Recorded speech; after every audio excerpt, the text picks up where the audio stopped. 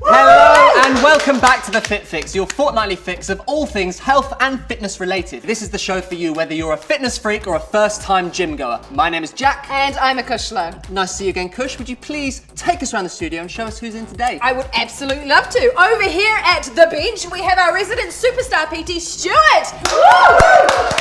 Who will be showing us how to perfect the perfect squat. Upstairs later on, and what the Fit Fix is there for, he'll be showing us what exactly a Bosu ball is and how we can use it. And here for our 60-second challenge, we're joined by everyone's favourite Blue Peter presenter and swimming world record holder, Ayo Ekwaliri!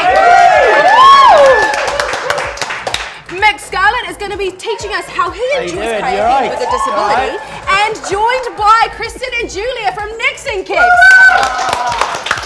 All of this, plus we are also going to be taught a little bit about the urban free running sport parkour by our very own Jack. Absolutely, and we also have My Fitness Hero, our fantastic competition where you could be in with a chance to win a set of weights from Physical Company. Big cheer for that, guys. What a show we've got in store for you for this week. And to kick it all off, I've got a report on a very exhilarating way of keeping fit and strong, parkour. That's kind of like when you leapfrog over tall buildings or something, right? Well, it can be. It's an urban free running sport and I went to a unique gym space to check it all out. Let's have a look. Parkour is the art of traversing urban terrain, and today I've come to Chainsaw to meet Dan Edwards to find out more about it. 1, 2, 3, 4. I do whatever that's truly necessary. This is a revolution. I'm revolutionary. I got that fire in my belly. I'm ready. Even if baggage may be too heavy to carry.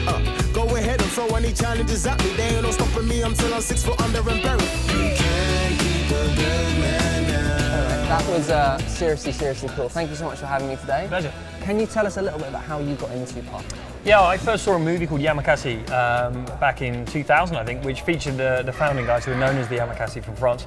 And that movie really just showcased the physicality of parkour and how capable these guys were in their environment. I sought out those guys and the original practitioners and just started training just for a passion for the discipline. And what are the health and fitness benefits of doing parkour? It's very much body and mind together in parkour, and that is probably the best way to develop a healthy body is to have both working together. And so tell me a little bit about the space you've got here. In the gym here, what we're trying to do really is mimic the outdoor terrain that parkour came from, and that means we have to be able to create the infinite variability that you get outdoors. So the whole space can be totally reshaped. It's a modular design. I believe now you're going to show me a few things. Shall we give it a go? Let's do it. Let's go. I do whatever that's truly necessary. This is a revolution. I'm revolutionary. I got that fire in my belly. I'm ready. Even if baggage may be too heavy. As you do more of this kind of training, what you realise is efficiency is everything. So yeah. we start to find ways to move very efficiently in terms of absorbing impact and dealing with the stresses on the body.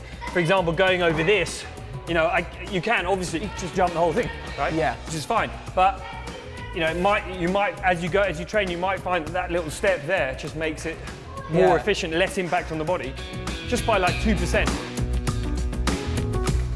Wow, that is a lot of fun. I suppose you can really see how you just piece together one move at a time to make a whole sequence. So whereabouts can we find you online? It's parkourgenerations.com is our main site, and that's going to have all the information that will direct people to the Chainsaw Gym or any of the other sites that we've got. So you just head there and you'll be able to find us. Cool. So if you're looking to try something a bit different, that's not as intimidating as you think, why don't you give parkour a go? I've got to say, I had an absolute blast. I felt like a little kid again. Speaking of our younger years, we are joined by Ayo Ekwaliri. I love that segue. That's what you did there. That's wonderful. Segue. These guys are so good. Pros. I've heard you're really into swimming. Do you want to tell us a bit more about that? I'm one of the few people with a swimming world record out there. That's incredible. I'm just going to put it out there. I'm just gonna And put it out there. what is the record? For swimming across the deepest stretch of ocean in the world. Yeah. Just thank you. You know what, I only learned to swim about 6 years ago when I was on Blue Peter, and they basically set me a challenge to learn to swim in 10 weeks, but not just that, swim across the deepest stretch of ocean in the world. I know, it's kind of ridiculous, but that's what's beautiful about that program. The great thing about Blue Peter presenters historically is that we do great stuff and we triumph and stuff, and I said to them, I was like, look, let's do something that might not work, because I think that's as much of a life lesson for people as it is for them to see you triumphant. So I wasn't quite sure I was ever going to achieve it, because, you know, 6-7 weeks into it, I still could barely swim and I was still petrified of the water. So going out there, it was a massive risk. I'd spent all this money and I was just like, we're just going to have to do it. And, you know, fingers crossed, we did it. So it's not just talking the talk, it's all about walking the walk. And speaking of, we are going to go upstairs now to join our resident PT Stuart, who is going to be teaching us what a Bosu ball is for. Do you want to join me? Yeah, come on, let's go. Let's do it. Have fun, guys. See you soon. Cheers, man. See you soon. Now it's time for What the Fit Fix Is That For, where our resident PT will be showing us how to use a very exciting piece of equipment. He's the wizard of weights, the tank of technique. We've got Stuart from Foundry Fitness. Stop it. Good to see you. Good to see you. So Stuart, what were you just doing? This is a Bosu. Oh, okay. Sounds complicated, sounds mystical, sounds Japanese. That's both sides up. Both sides up, nice and easy. Basically means you can use it dome side up or dome side down. Cool. Changes the way it works, but essentially it's to fire the core and defy joint stability. Joint stability, firing the core, all good things. So how exactly do we use it? Well, a lot of people probably would use it for a squat, as you saw I was doing as you came in. You can use it, again, to stand on and do your weights. So again, you're firing your core. But I'm going to show you a couple of exercises which you may not have seen before. You want to be about a stride away from the board, climb on, get your balance. You can see I'm wobbling around there, but that's fine. Once you've centered yourself, take the foot behind, land the lunge, come back up to a single leg stability. It's quite a tough one. If you don't get it first time, don't worry. Okay. I've been practicing all morning. That's it. One so foot. balance, take yourself tall, lock in the core, and then take your foot back, land to a lunge, lower the leg, lock in the core again, and then take yourself back to That that is start position. incredible. You're pretty good though, that's Not not bad. but it is finding that balance. It is. My There is a thighs are sweet going. spot. Ah, got it. We're going to flip it over. The key to this is keep that as straight as you can at all times, okay? Okay. You can either grip the outside of the board or you have your hands flat. It's entirely up to you, but nice and wide. Then get your body weight over your hands. So again, there's no real contact. There's contact point with the floor from the feet, but there's no weight through the feet.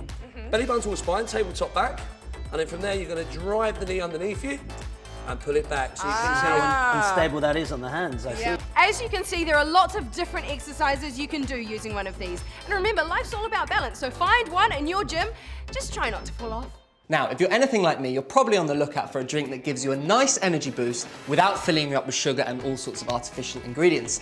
Luckily enough, today I'm here with Julia and Kirsten to tell us all about Nix and Kix and their secret ingredient. So, first question, explain the name to me. What is Nix and what is Kix? So nix in German means nothing, and that's because we don't add anything artificial. We're low in calories, we're all below 50, and we're also vegan, so we're very clean. And then Kix because we're using good chilies from Bedfordshire. What are the health benefits of chili?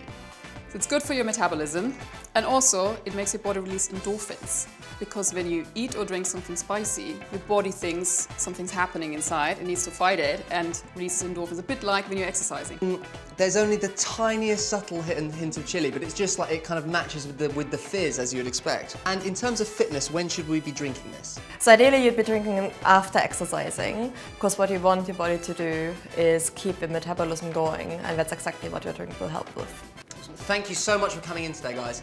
Can I take one to my co-presenter? Of course. Thank you so much. Take care, bye. Bye. Ooh, what have you got for me there, A Jack? little Nix and Kix. With cayenne. I'm going to try that later. Now it's time to join our intrepid freewheeling reporter Mick Scarlett on his quest to stay fit and have fun while living with a disability. And recently, he has been checking out kayaking. Let's see how he got on. I'm here at the Whitewater Centre at Lee Valley to try something I've never done before, kayaking. I've got my gear, I'm now going to go and get changed. I may be some time. If you're disabled like me and paralysed, or you've got manual or mobility issues, bring someone with you because you're going to need help getting in and out of your wetsuit. And also try picking a size a little bit bigger than the one you think you need, because it is quite tough getting them on and off. Here I go. If you just put the power down, it's like a push-pull, so push with your top hand and pull with your bottom. Come on, Mickey. So, no, just go straight and then go strong, slightly less. It's definitely not swimming down a whitewater course. No. What are the health benefits for someone taking part in this kind of sport? I think they're huge. I think being outdoors in such a nice environment is good for the soul, as well as good for your health. Keeping you active is a massive thing these days as well, isn't it? And it's a bit different from your running and your gymming. You are a little bit sat down in your kayaks, but it's nice and up and body, and it really does get your heart going. So what, with all of that you offer, could I take part in as someone that's paralysed from the waist down? It is dependent on the ability to sort of hold yourself upright, but for someone with your sort of control, we could get you in a hot dog, we could get you in these sort of kayaks. With a bit of coaching and tuition, we could get you onto the white water in a more sort of white water kayak. And then there's also the rafting as well. There's ways we could get you out onto the rafts. There you go, that was kayaking. And I have to say a huge thank you to everyone here at Lee Valley Whitewater Centre, because I have had a fantastic time. If you want to give it a go, contact your centre. Make sure you explain what your access requirements are. They can facilitate you and make sure that you can have as much fun on the water as I've had. And with that, it's time to get out of my wetsuit. It's that time of the episode once again where we go to our resident fitness Yoda Stuart to teach us how to do perfect form exercises. Squatting, I'll show you. Excellent. So what are the basics of the squat? The squat should be a cornerstone of any gym workout. It is a massive compound action, meaning you're working more than one muscle group. It will fire the core while building strength or endurance in the lower body, depending on how you perform it. And it is just a perfect way of adding tone and condition to the lower body. So are you going to be teaching me one? I can show you the basic squat and how people should start. So you want your feet hip to shoulder width apart. There's no real rule on that. It's where you feel comfortable, but make sure you've got a nice wide stable base. Okay. From there, contract your glutes already. Shoulders back. Chin facing forward.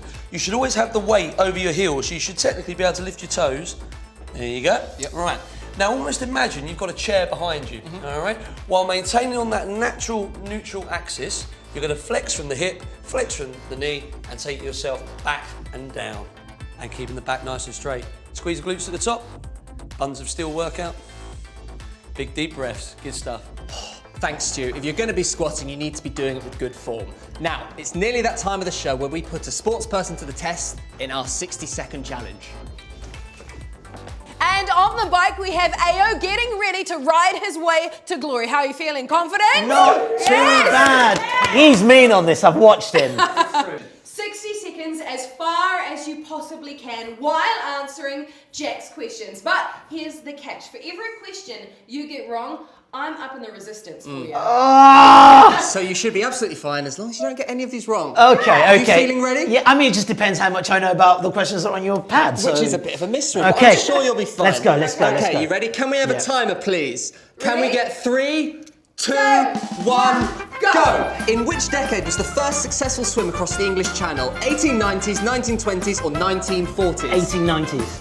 Incorrect, it's 1920s. The longest sea swim without flippers is a staggering 225 kilometres, but which European sea was it in? Oh, I don't know. Well, add the resistance. The Serpentine in Hyde Park hosts many of London's open water swim events. What is the approximate distance of one lap, a kilometre or a mile? I think it's a kilometre. It is a mile. No! What's going on? Moving indoors now. How many gold medals did Michael Phelps win? 19, 21 or 23? 23. Correct. Yes! Britain's Adam Peaty holds the men's world record in 2 events. Can you name either? 100 metre. Correct. Yeah. How old was USA's Katie Ledecky when she won her first Olympic gold at London 2012? I don't know. She was really old, like 40. Oh, it's 15. Which of the following is not a swimming mammal? A porpoise, a narwhal, or a porcupine? Porcupine. Correct. Oh, fabulous. Oh my goodness! This question! No more pedals. We are at 0.8 of a kilometre. Don't beat Darren Campbell! No! I wanted to beat Darren Campbell! Not quite. Sadly, that brings us to the end of the show this week, but a huge thank you to everyone who came in the studio. Big hand, everyone. Thank you. We'll be back in 2 weeks' time with loads more fitness tips and tricks. Please keep your submissions coming in for My Fitness Hero, but we will see you next time. Bye! Bye-bye.